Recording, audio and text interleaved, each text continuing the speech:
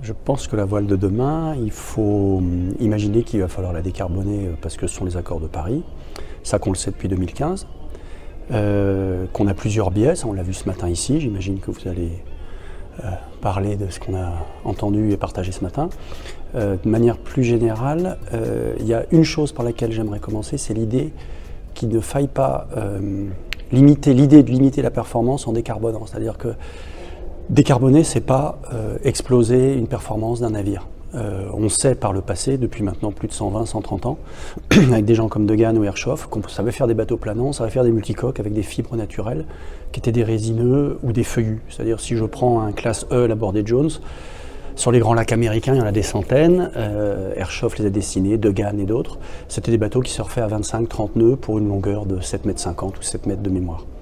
Donc ça veut dire la corrélation haute performance, matière extrêmement polluante, sachant qu'il ne s'agit pas de dire que le carbone c'est une matière à foutre à la poubelle, le carbone elle a sa logique en termes de structure, mais ça ne se limite pas à ça.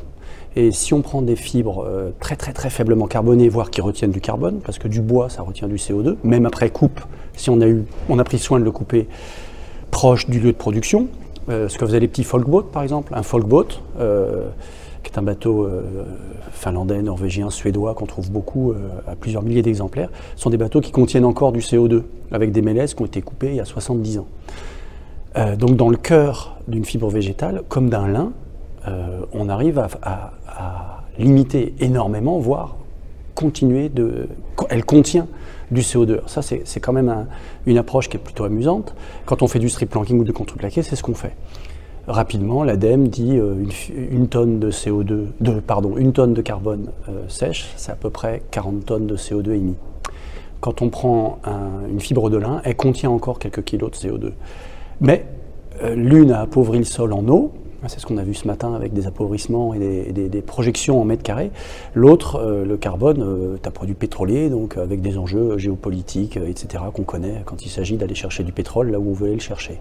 Donc les choses sont complexes, transversales. C'est pour ça que nous, Archi, on réfléchit toujours en amont avec des gens capables de poser des expertises comme l'ADEME sur des taux de CO2 émis. Donc le bateau du futur, j'ai fait un grand tour, c'est de se dire comment on décarbone sans perdre de la performance. Si on dit à un coureur au large, les mecs, vous allez perdre 10 nœuds, ça ne va pas fonctionner, ils vont nous dire merde, ils auront raison. Si on dit à un plaisancier, vous allez naviguer à 4 nœuds ou 3 nœuds au lieu de 7-8 nœuds, ce qui serait déjà pas mal sur un bateau de plaisance de moyenne, il va dire non. On a toutes les solutions. Dick Newick, quand il faisait des trimarans il y a 30 ou 40 ans, on avait des bateaux comme le Petit Jaune quand Loïc Perron a refait la Transat anglaise il y a quelques années. On a des bateaux qui étaient relativement performants par le mode de construction. Il ne l'est plus par sa taille et parce qu'il est très peu voilé par rapport à ce qu'on toile aujourd'hui sur un Ocean 50. Mais il y a des mini transats qui ont été faits en contreplaqué époxy qui allaient très vite. Je me souviens d'Akuna Matata. Il y a 20 ans, le bateau allait très vite. Ça a été abandonné pour d'autres raisons, mais il n'y a pas de corrélation directe entre la performance et les hauts taux de CO2. Ça, c'est la première chose. On peut faire performant, sympa. C'est pas un modèle économique qui va répondre à Jeannot ou Beneteau, on s'en doute, parce qu'un artisan qui fait 2-3 très jolis bateaux en bois époxy, c'est pas une chaîne de prod qui en fait 400. Donc il y a un repositionnement peut-être sur l'utilisation de bateaux anciens, qui a été évoqué ce matin.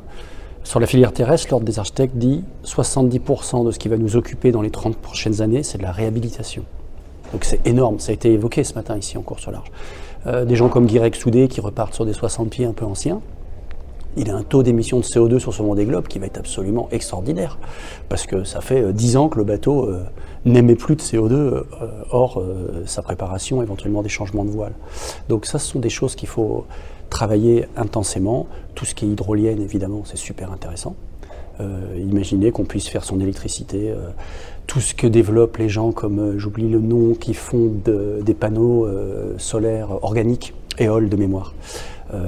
Roland Jourdain en avait sur son mât sur la dernière route du Rhum. Ça, c'est hyper intéressant parce que du souple, là on en met sur un classe 40, le Greensco 40 de chez Kaori, on met des panneaux solaires moulés sur le roof. Donc en fait, on n'a pas d'intégration lourde, ça pèse que dalle, avec des taux de rendement qui sont vachement intéressants.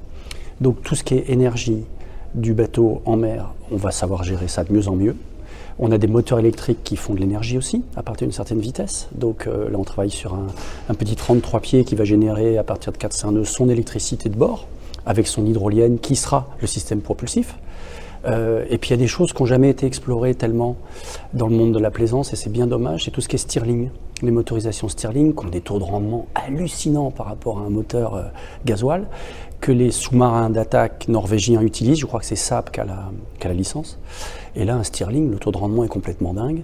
Ford, jusqu'en 76 ou 74, en développait. Puis les grands groupes pétroliers ont dit vous arrêtez vos conneries. Ils ont racheté les brevets, ils ont enterré tout ça, de mémoire, à vérifier, mais je crois que c'était ça. Et donc Stirling, il y a des trucs à faire. L'hydrogène, la pile à combustible, il y a plein de choses à faire.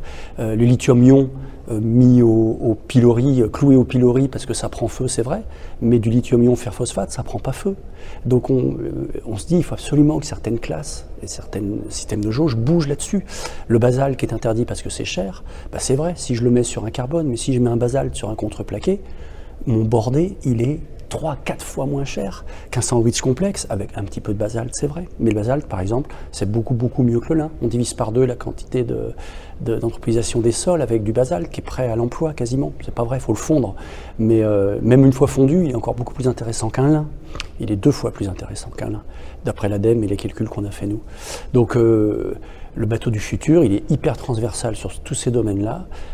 Il est responsable, je pense. C'est-à-dire qu'on ne peut pas dire on coupe un acajou pour avoir un joli hiloire en bois verni, en sachant d'où vient l'acajou, puisqu'on sait que maintenant 70% des bois illégaux profitent aux narcotrafiquants, par exemple.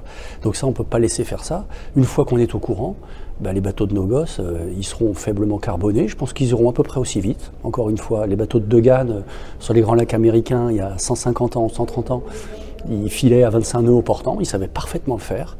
Je ne vois pas pourquoi on n'utiliserait pas toutes ces fibres-là en sachant ce qu'on sait, en appliquant les mêmes normes. Et puis après, les carènes, l'évolution des carènes, bah, les SCO, merci David, raison de les avoir à nouveau remis au goût du jour après 130 ans presque en France et en Europe, hein, parce qu'aux États-Unis, des SCO, il y en a partout sur la côte Est, ce sont des bateaux qui ont toujours navigué. Les jauges les ont rapidement interdites parce que ça allait vraiment trop vite. Mais oui, le SCO, c'est une évolution, à mon avis, évidente. Qu'il ait un gros pif ou un pif pointu, un peu classe 40 IMOCA, ça c'est un débat, on s'en fout. Mais voilà, je pense qu'il y a plein de choses à faire. C'est super intéressant, c'est un peu un basculement, parce qu'il va falloir aller vite, c'est ce qu'on a retenu ici ce matin. Et puis une fois qu'on aura mis un peu tout ça, que tout le monde va collaborer, et les bateaux du futur vont naître presque de l'après-demain, je pense.